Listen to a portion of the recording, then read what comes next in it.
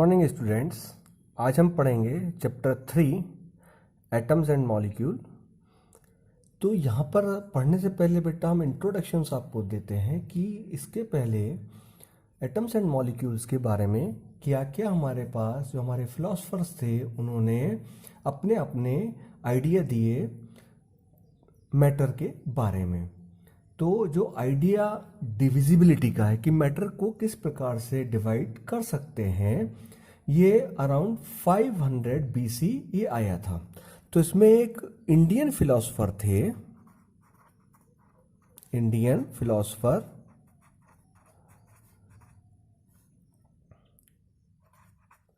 जिनका नाम था महर्षि कनड।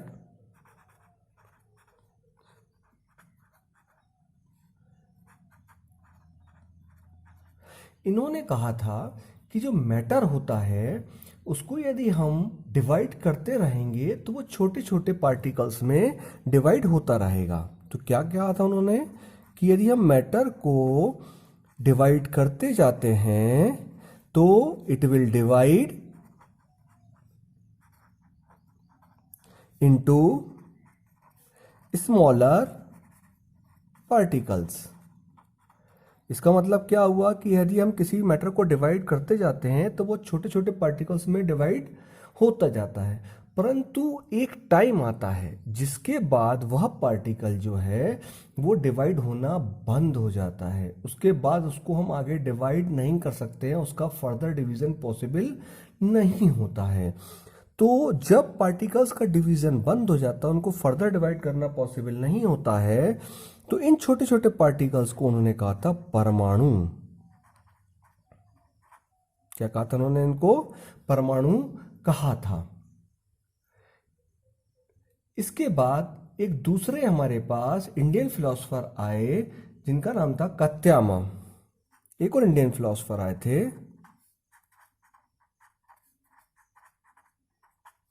जिनका नाम था कत्यामा।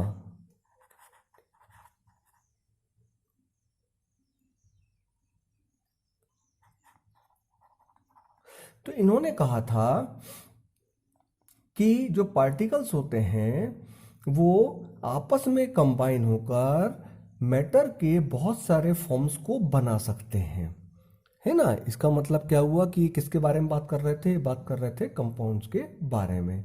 उसके बाद कुछ ग्रीक फिलोसफर्स आए, जैसे डेमोक्रिटस वगैरह आए। ये ग्रीक फिलोसफर थे, ग्रीक फिलोसफर थे। इनका नाम था डेमोक्रिटस।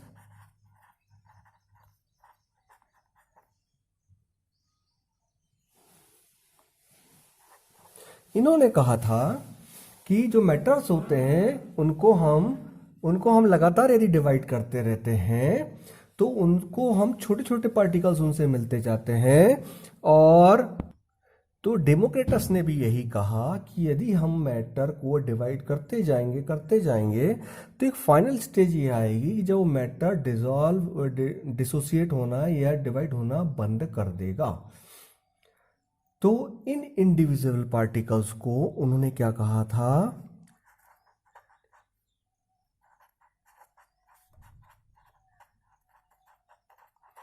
उन्होंने कहा था एटम। महर्षि कनड ने इनको कहा था परमाणु और इन्होंने इसको कहा था एटम। ओके, तो इस प्रकार से ये जो हमारे पास फिलोसफिकल कंसंट्रेशंस आती गई और इनके बारे में बहुत ज़्यादा एक्सपेरिमेंट नहीं हो पाए थे, है ना। इसके बाद 18वीं सेंचुरी के एंड तक ये एलिमेंट और कंपाउंड के बीच में डिफरेंसेस क्या है ये धीरे धीरे हमको पता लगने लगे, और किस प्रकार से ये कंबाइन होते हैं, इनके कॉम्बिनेशन में कैसे एलिमेंट्स कंबाइन होंगे, उनके कंबाइन होने के बाद क्या होता है। तो इसके बारे में जो हमारे पास एक हमारे केमिस्ट थे मिस्टर एंटोनी एंड लेवोजियर,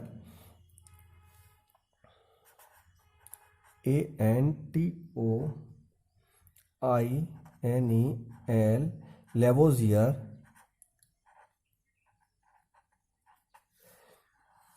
इन्होंने क्या किया था कि इन्होंने फाउंडेशन रखी थी। इन्होंने दो इंपॉर्टेंट लॉ दिए थे जिनको हम बोलते हैं law of chemical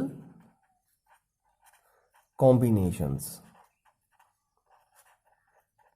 law of chemical combinations.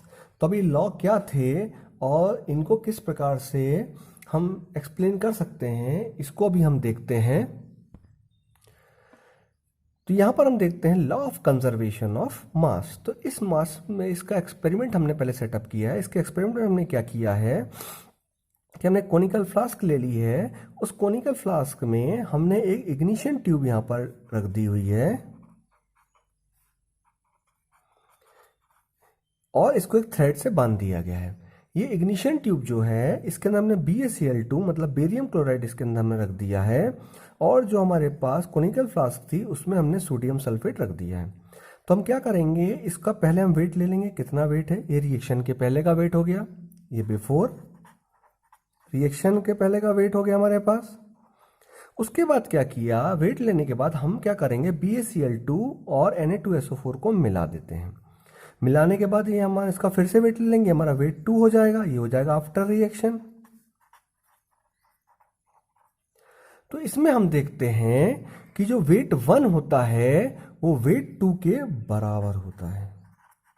Wait 1 जो होता है इज इक्वल टू वेट 2। इसका मतलब क्या हुआ, रिएक्शन के पहले का वेट और रिएक्शन के बाद का वेट दोनों ही बिल्कुल बराबर आते हैं। तो इससे हमने क्या कंक्लूजन निकालते हैं, इससे कंक्लूजन ये निकाला जाता है कि मैटर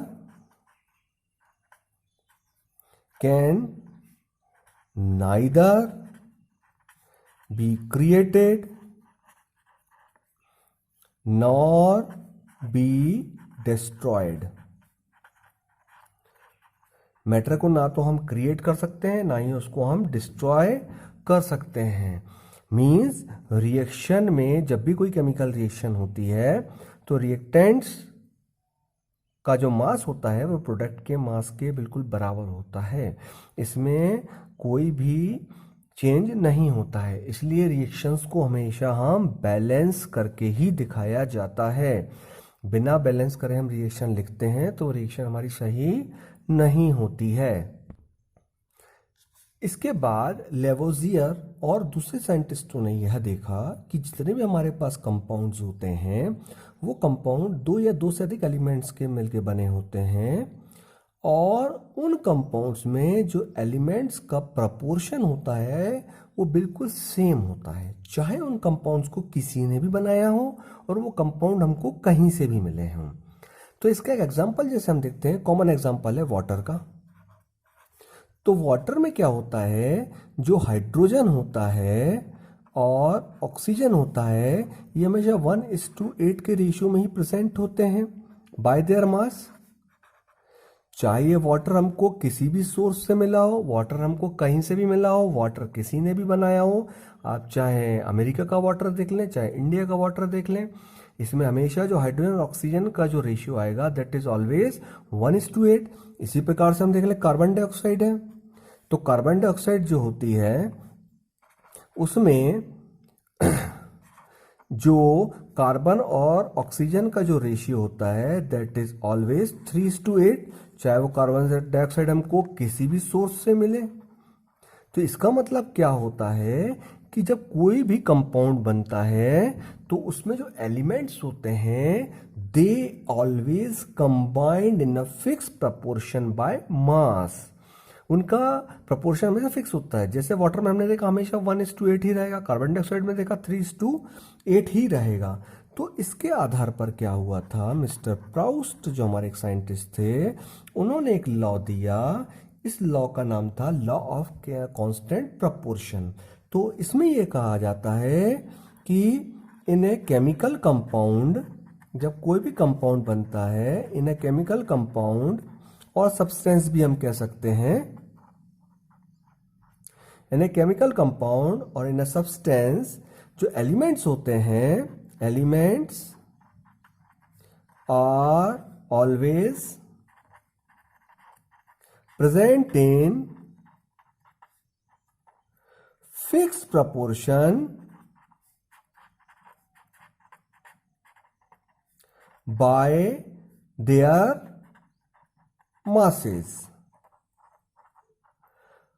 मतलब कोई भी यदि केमिकल कंपाउंड रहेगा तो उस केमिकल कंपाउंड में जो हमेशा एलिमेंट्स कंबाइन होते हैं वो हमेशा कंबाइन होते हैं in a fix proportion by mass. ये हमको याद रखना है।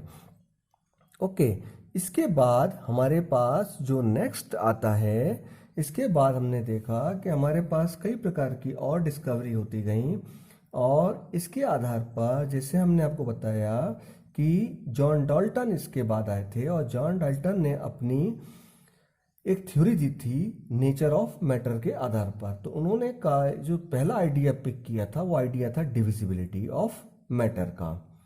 तो इसके बाद उन्होंने इन लॉस के आधार पर डाल्टन ने अपनी एक अलग एटॉमिक थ्योरी दी थी जिसका नाम था डाल्टन एटॉमिक थ्योरी। तो डाल्टन एटॉमिक थ्योरी जो थी उसमें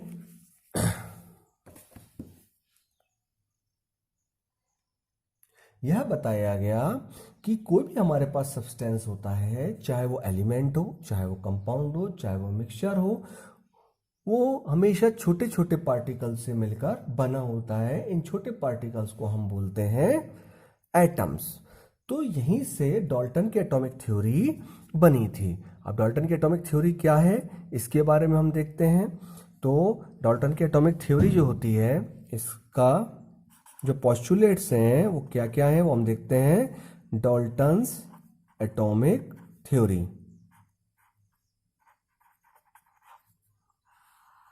तो डाल्टन एटॉमिक थ्योरी में क्या माना गया कि कोई भी हमारे पास कंपाउंड है, मिक्सचर है या फिर हमारे पास एलिमेंट है, ये सभी बहुत छोटे छोटे पार्टिकल्स से मिलकर बने हुए होते हैं। इन छोटे छोटे पार्टिकल्स को हम बोलते हैं एटम्स।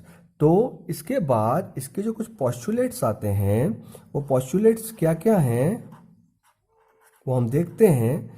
डाल्टन थ्योरी के जो पोस्टुलेट्स होते हैं वो क्या क्या है वो हम यहाँ पर देखते हैं। तो फर्स्ट पोस्टुलेट इसका ये कहता है कि जितने भी मैटर्स होते हैं हमारे पास वो छोटे छोटे पार्टिकल से मिलके बने होते हैं। इन पार्टिकल्स को हम बोलते हैं एटम। तो यहाँ पर हम देखते हैं जो पोस्टुलेट्स थी, पहली पोस्टुलेट इसकी एक थी कि जितने भी मैटर्स होते हैं all the matters are made of smaller particles called atom. तो जितने भी हमारे पास मैटर होते हैं बहुत छोटे छोटे पार्टिकल से मिलके बने हुए होते हैं। इन पार्टिकल्स को हम बोलते हैं atoms. Smaller means very tiny, tiny means बहुत छोटे छोटे पार्टिकल से मिलके बने हुए होते हैं। जैसे हमने पहले बताया था आपको कि जितने भी मैटर को जब डिवाइड किया जाता है तो बाद में एक स्टेज आती है कि वो डिवाइड होना बंद हो जाता है। तो इसी को एटम कहा गया था। तो हमारा पहला पोस्टुलेट क्या है, जितने भी हमारे पास मैटर्स हैं वो सभी बहुत छोटे छोटे पार्टिकल्स से मिलके बने हुए होते हैं। इन छोटे छोटे पार्टिकल्स को हम कहते हैं एटम्स। जो एटम्स होते हैं, सेकंड हमारे पास आता है पोस्टुलेट कि एटम्स जो होते हैं they are indivisible particles. Atoms are indivisible particles. इसका मतलब क्या हुआ कि जो एटम्स होते हैं इनको हम डिवाइड नहीं कर सकते हैं, इनडिविजिबल होते हैं और किसी भी केमिकल रिएक्शन में ना तो इनको हम क्रिएट कर सकते हैं और ना ही इनको डिस्ट्रॉय कर सकते हैं। They can not be created और destroyed in a chemical reaction. They can not be created और destroyed in a chemical reaction। तो ये जो हमारा law of conservation of mass है वो यही कहता था। Law of conservation of mass हमारा क्या कहता है कि मैटर को ना तो आप क्रिएट कर सकते हैं ना ही आप उसको डिस्ट्रॉय कर सकते हैं। तो सेकंड पोस्टुलेट इसका जो है वो law of conservation of mass का एक टाइप से हम मान सकते हैं कि उसका सिनोनिम है या उसका आधार एक हम मान सकते हैं। थर्ड पॉइंट था इसमें कि जो एक एलिमेंट के एटम्स होते हैं वो हमेशा आइडेंटिकल होते हैं, बिल्कुल सेम होते हैं और उनकी जो केमिकल प्रॉपर्टीज होती है बिल्कुल समान होती है। फिर से मैं रिपीट करता हूँ, जो एटम होते हैं एक एलिमेंट के, कोई भी गिवन एलिमेंट के जो एटम्स होते हैं वो आइडेंटिकल होते हैं और उनकी जो केमिकल प्रॉपर्टीज होती हैं वो बिल्कुल समान होती हैं। फॉर एग्जांपल जैसे हम गोल्ड को देख लें तो गोल्ड में सभी पार्टिकल्स जो होंगे बिल्कुल एक जैसे होंगे। सिल्वर हम देख लें, सिल्वर में जो पार्टिकल्स होंगे वो सभी एक जैसे होंगे। तो हमारा थर्ड पोस्टुलेट्स क्या कहता है यहाँ पर कि atom of given element are identical in mass and having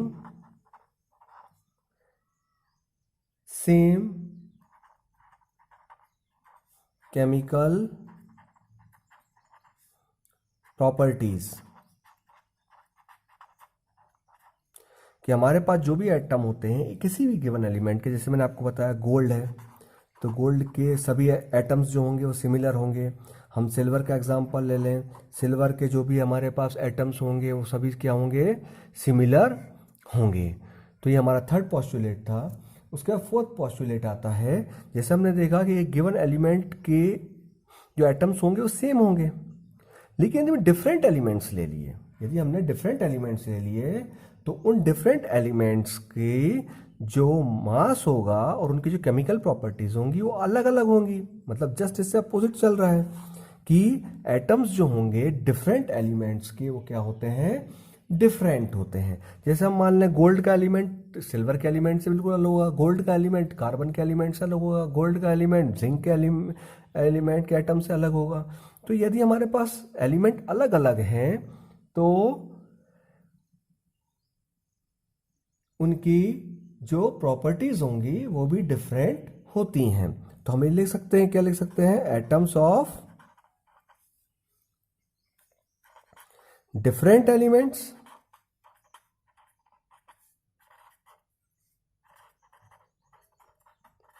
have different mass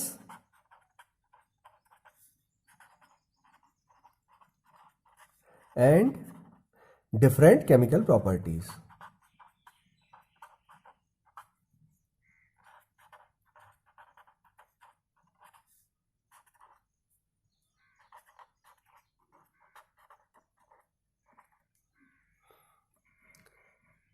तो ये हमारा फोर्थ पोस्टुलेट हो गया। अब जो हमारा नेक्स्ट पोस्टुलेट है उनका ये कहना था कि एटम जो होते हैं ये आपस में कंबाइन होकर कंपाउंड बनाते हैं। जो हमने लॉ ऑफ कांस्टेंट प्रोपोर्शन में क्या देखा था, लॉ ऑफ कांस्टेंट प्रोपोर्शन भी यही कह रहा था कि एलिमेंट जो होते हैं ये एक फिक्स रेशियो में कंबाइन होकर कंपाउंड बनाते हैं। तो यहाँ पर फिर पोस्टुलेट क्या हो जाएगा कि एटम जो होते हैं हमारे पास ये हमेशा एक सिंपल होल नंबर रेशियो में कंबाइन होकर कंपाउंड बनाते हैं। तो ये कौन सा हमारा लॉ ऑफ कांस्टेंट प्रोपोर्शन वाला पोस्टुलेट यहाँ पर आ गया कि जो एटम्स होते हैं they always combine, atoms always combine in a simple whole number ratio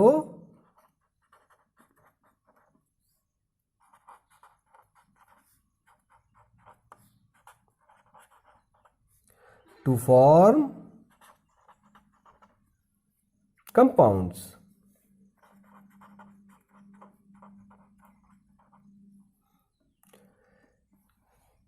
तो ये हमारा पांचवा पोस्टुलेट था। इसमें कहा गया है कि एटम जो होते हैं हमेशा कंबाइन होते हैं सिंपल होल नंबर रेशियो में कंपाउंड बनाने के लिए।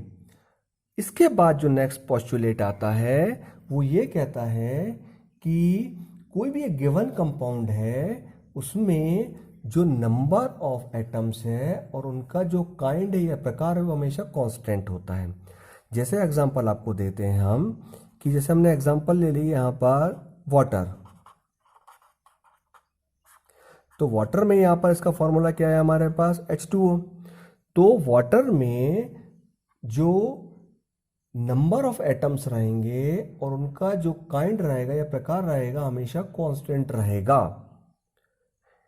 कोई भी एक गिवन कंपाउंड में जो एटम्स के नंबर हैं और उनका जो प्रकार है हमेशा कांस्टेंट होता है, दैट इज ऑलवेज कांस्टेंट। तो क्या हमारा सिक्स पोस्टुलेट आता है? हमारा सिक्स पोस्टुलेट ये कहता है जो रिलेटिव नंबर है और उनका जो काइंड है एटम्स का किसी भी कंपाउंड में हमेशा कांस्टेंट होता है। तो इस प्रकार से जो डाल्टन ने अपनी एटॉमिक थ्योरी के सिक्स पोस्टुलेट्स दिए थे।